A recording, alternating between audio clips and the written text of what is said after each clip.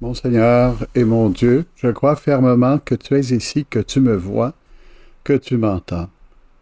Je t'adore avec profonde révérence.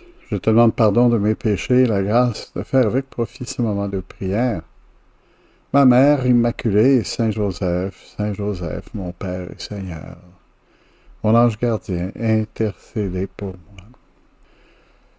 Aujourd'hui, nous pouvons nous arrêter à considérer le grand voyage que le pape François a fait au Canada, qui s'est terminé il y a quelques jours.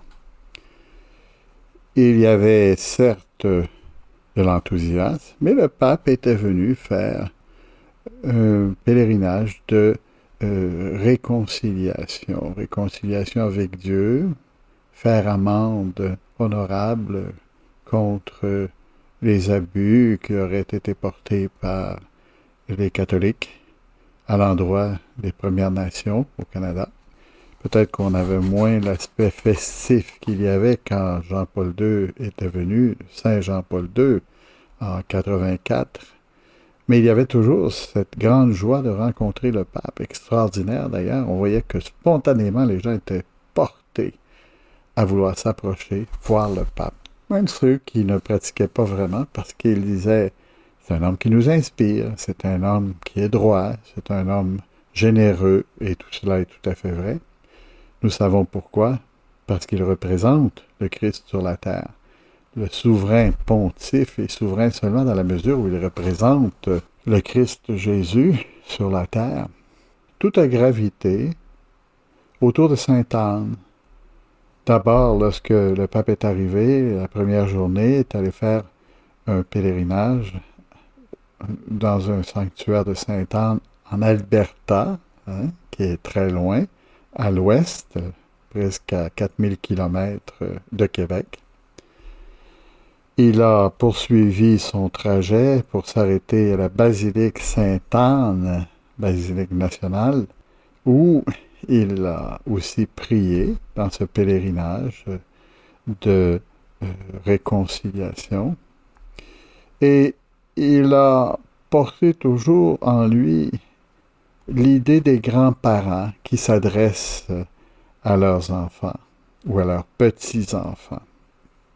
Lui-même le disait dans une causerie qu'il donnait à Iqaluit, Iqaluit qui est la capitale du Nunavuk, et qui se trouve au nord glacial du Canada, dans l'Arctique.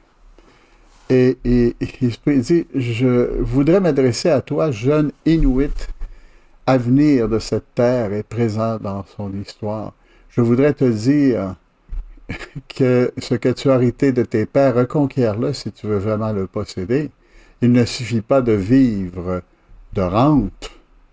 Il faut reconquérir ce qu'on a reçu en don. N'aie pas peur d'écouter, de réécouter les conseils des plus âgés, d'embrasser ton histoire pour en écrire quelques pages. Et là, le pape insiste, écrire soi-même les pages qui restent à écrire dans l'histoire de ce peuple qui est passablement réduit, mais non pas en mourant, et qui a souffert beaucoup d'inégalités, de maladies transportées par la chasse à la baleine, et puis aussi de solutions coloniales à des problèmes qui étaient humains, qui les ont fait beaucoup souffrir. Alors il dit aux enfants, vous n'êtes pas des victimes. Et ça, c'est très beau. Vous n'êtes pas des victimes. Pourquoi? Parce que vous êtes libres. Si bien qu'on n'a pas toujours aidé suffisamment les Autochtones, on doit quand même se rappeler qu'étant Autochtone, on n'est pas des victimes si on ne veut pas l'être. Voilà. Il disait, je vais moi-même te donner quelques conseils. Conseils d'un ancien à des jeunes. Et on voyait beaucoup de petites jeunesses dans cet attroupement. Je ne suis pas allé à Iqaluit, je l'ai vu à la télé, comme la plupart des gens, mais c'était tellement beau de voir tous ces gens-là déambuler, ces jeunes, ces enfants, autour du cou de papa, ou protégés par maman, beaucoup, beaucoup d'enfants. Et le pape dit à tous ces gens-là, marche vers le haut. marche vers le haut. Que les régions du Nord te rappellent ta vocation à tendre vers le haut, sans te laisser entraîner vers le bas par ceux qui veulent te faire croire qu'il vaut mieux ne penser qu'à toi seul et utiliser le temps que tu as uniquement pour les loisirs et les intérêts. Mon ami, tu n'es pas fait pour vivoter. On peut se plaindre, on peut se tourner sur soi-même, et le Saint-Père nous dit d'essayer au contraire de ne pas vivoter. C'est un conseil qui va pour tout le monde. Marche vers le haut, tends vers le haut. Ta vocation doit tendre vers le haut. Tu es fait pour prendre ton envol, pour embrasser le courage de la vérité, promouvoir la beauté de la justice, élever ton tempérament moral, hein, nous dit-il. Et le Seigneur a prêché lui-même de savoir abandonner tout pour le suivre. C'était le thème d'ailleurs de l'évangile de dimanche dernier, hein, de l'homme qui a tout prévu, sauf qu'il allait mourir. Tu pourras me dire, dit le pape François, que vivre ainsi est plus difficile que de voler. Certes, d'école. Hein? Je voudrais te dire à toi, mon frère, ma sœur, tu as la réponse en toi. Toi, mon frère, toi, ma sœur, non seulement parce que si tu abandonnes, tu auras déjà perdu d'avance, mais parce que l'avenir est entre tes mains. L'avenir est entre nos mains parce que le Seigneur nous a confié les talents que nous avons reçus. Jésus, tu nous as donné des talents. Tu veux que nous prenions notre envol. Et cela est très important. Deuxièmement, le pape nous donne un deuxième conseil qui nous convient à nous aussi. Viens à la lumière. Dans les moments de tristesse, de découragement, viens à la lumière. Tu es appelé à apporter au quotidien une lumière nouvelle au monde. La responsabilité de chaque chrétien d'illuminer autour de lui. La responsabilité de ton sourire, de tes yeux, du bien que toi seul peux offrir. Viens à la lumière, utilise ta liberté. Personne d'autre ne peut le faire pour toi. Mais pour voir le jour, il faut lutter chaque jour contre l'obscurité. Et là, il nous rappelle qu'il y a des fois des moments qui peuvent être un peu plus sombres dans notre vie, qu'il est important de lutter. Il nous donne, par le troisième conseil, le moyen de sortir de ses préoccupations.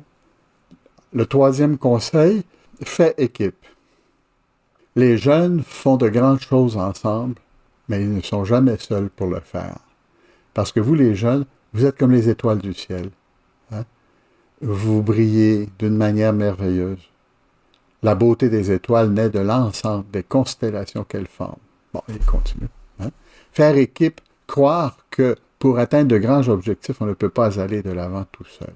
C'est-à-dire avoir recours au secours de l'Église, qui, elle, nous donne les sacrements et nous donne aussi, ne l'oublions pas, le secours spirituel personnel que nous pouvons trouver lorsque nous parlons avec ceux qui peuvent nous écouter, il y en a beaucoup, et lorsque nous allons vers le Seigneur pour demander pardon pour nos péchés. On ne peut pas rester sombre, inanimé, déprimé lorsque, au contraire, nous nous trouvons devant le Christ et devant son prêtre qui est là pour nous aider à lever la tête, à rester vers le haut, à voir la lumière, bien accompagné de tous. Le pape terminait ce discours, qui était son dernier au Canada. Mes amis, marchez vers le haut, venez à la lumière chaque jour, faites équipe, et faites tout cela dans votre propre culture, dans le beau langage Inuktitut. Mon frère, nous parlons tous l'Inuktitut, parce que ces conseils qui ont été donnés par le pape nous conviennent très bien. Et nous voulons aussi en même temps réparer pour ceux qui n'ont peut-être pas eu la chance de pouvoir le faire, aider par personne, de demander pardon au Seigneur pour le mal qui a été fait à leur rencontre, et pour que par notre prière, par notre charité, nous puissions nous aussi, dans ce langage de la charité, qui dans ce cas-là parle l'Inuktitut, soit pour nous une occasion de grandir en réparation et en amour. Au nom du Père et du Fils et du Saint-Esprit. Amen.